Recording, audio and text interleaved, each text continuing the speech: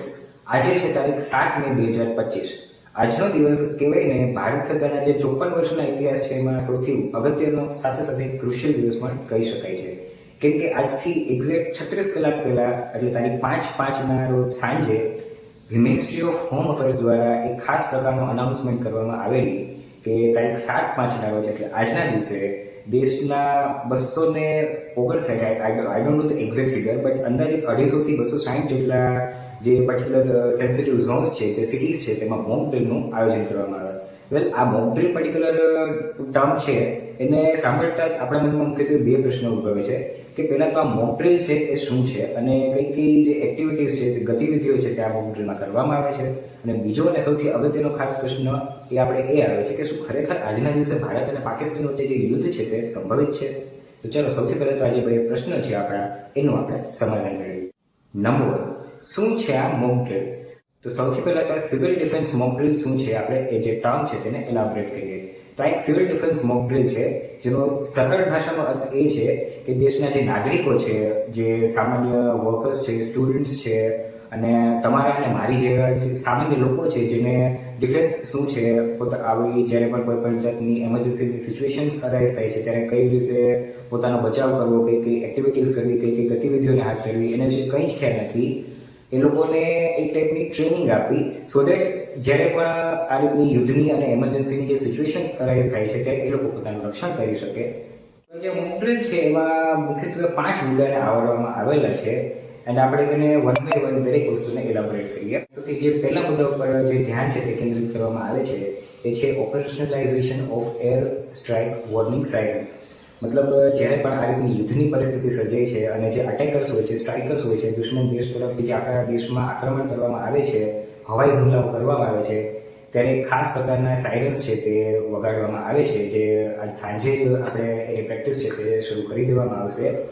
So basically જે આ સાયરન્સ હોય છે એ 120 થી 130 ડેસિબલ્સના જે કેપેસિટી હોય છે એમના હોય છે અને મેઇનલી જે ગવર્મેન્ટ ઓફિશિયલ્સની જે બિલ્ડિંગ્સ હોય છે, મ્યુનિસિપાલિટી ઝોન્સ હોય છે અને આ એકદમ ટોપ લેવલ પર લગાવવામાં આવે છે સો દેટ 2 થી 5 કિલોમીટરના જે એરિયાઝ હોય છે તેમાં ઇઝીલી ઓડિબલ હોય અને ત્યાંના જે લોકો છે તેને એક ટાઈપનું વોર્નિંગ છે તે મળી જાય છે. બીજો અને સૌથી અગત્યનો મુદ્દો જે તમને મને આપણા જેવા આમ નાગરિકો છે, સ્ટુડન્ટ્સ છે, વર્કર્સ છે એ દરેકને લાગતો વળગતો છે એ છે training of students, workers, civilians own self defence. આના અન્વયે જે આ પર્ટિક્યુલર ઝોન્સ છે 250 થી 260 જેટલા, આ દરેકમાં જે વર્કશોપ્સ છે તે અટેન્ડ કરવામાં આવે છે અને એના અન્વયે જે આમ નાગરિકો હોય છે એને આ રીતની ઇમરજન્સી જે સિચ્યુએશન્સ હોય છે એનાથી ડીલ કઈ રીતે કરવી એ શીખવવામાં આવે છે, જેમાં સ્વ બચાવ એટલે કે સેલ્ફ ડિફેન્સ કઈ રીતે કરવું એ પણ શીખવવામાં આવે છે.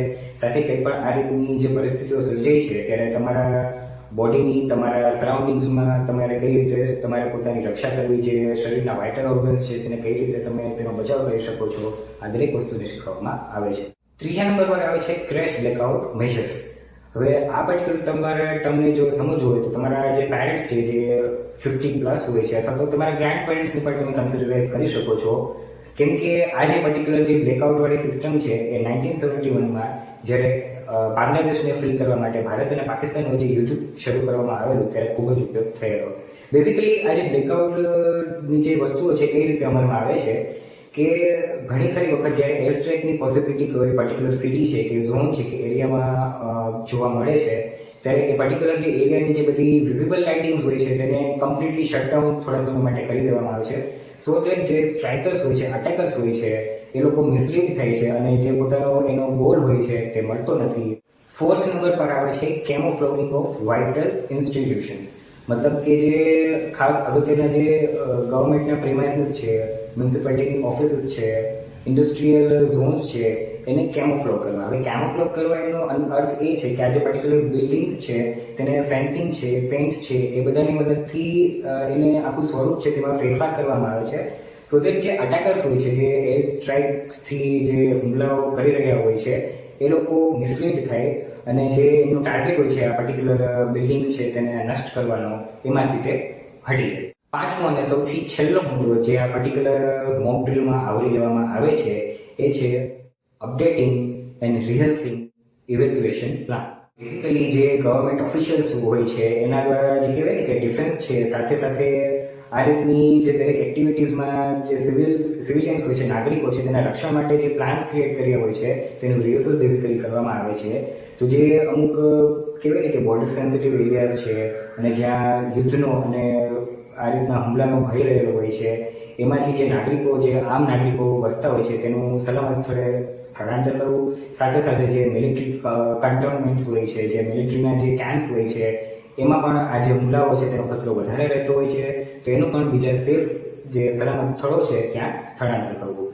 અને સાથે સાથે ઘણી વખત નાગરિકોની સેફટી માટે પણ ઘણા ખરા મેજર્સ છે, જે પ્લાન્સ છે તે ઘડવામાં આવે છે. આ દરેક પ્લાનનું જે બેઝિક રિહર્સલ છે તે આ અન્વયે કરવામાં આવે છે. આ તો થઈ મોક ડ્રીલ વિશેની બેઝિક ઇન્ફોર્મેશન. હવે સૌથી કહેવાય ને કે અત્યારની સિચ્યુએશન પ્રમાણે સૌથી સળગતો પ્રશ્ન આપણા મગજમાં જે ઉપસ્થિત થતો હોય છે એ છે, શું ખરેખર ભારત અને પાકિસ્તાન વચ્ચે આજના દિવસે જે યુદ્ધ થવું છે એ સંભવ છે? તો અત્યારે હું પર્ટિક્યુલર જો તમને જવાબ આપું ને તો બેઝિકલી એક જ વર્ડમાં જવાબ છે ના. બટ એકચ્યુઅલમાં આજના જે વહેલી સવારે જ આપણે જે બ્રેકિંગ ન્યૂઝ મળેલા ઓપરેશન સિંદૂર વિશે, એના વિશે હું તમને જોઉં ને તો કંઈ કહી ના શકાય, ક્યારે પણ કંઈ પણ થઈ શકે છે.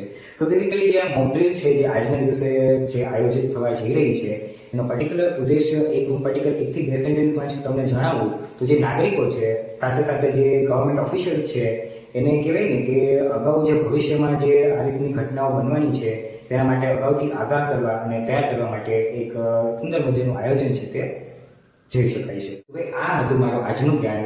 ભવિષ્યમાં ભારત અને પાકિસ્તાન વચ્ચે આવા જ તણાવજનક પરિસ્થિતિમાં આપણે શું કરવું જોઈએ અને શું ના કરવું જોઈએ એને રિલેટેડ પણ તમારે જો વિડીયોઝ જોતા હોય તો મને કમેન્ટ સેક્શનમાં જરૂરથી જણાવી દેજો. સાથે જ આ વિડીયોઝ તમને કેવો લાગેલો, આનાથી શું તમને પર્ટિક્યુલર જે આ મોક ડ્રીલ છે એના વિશે ઇન્ફોર્મેશન મળેલી છે એ પણ મને જણાવી. મળીએ આપણા નેક્સ્ટ વિડીયોમાં. ત્યાં સુધી મને રજા આપો. જય હિન્દ.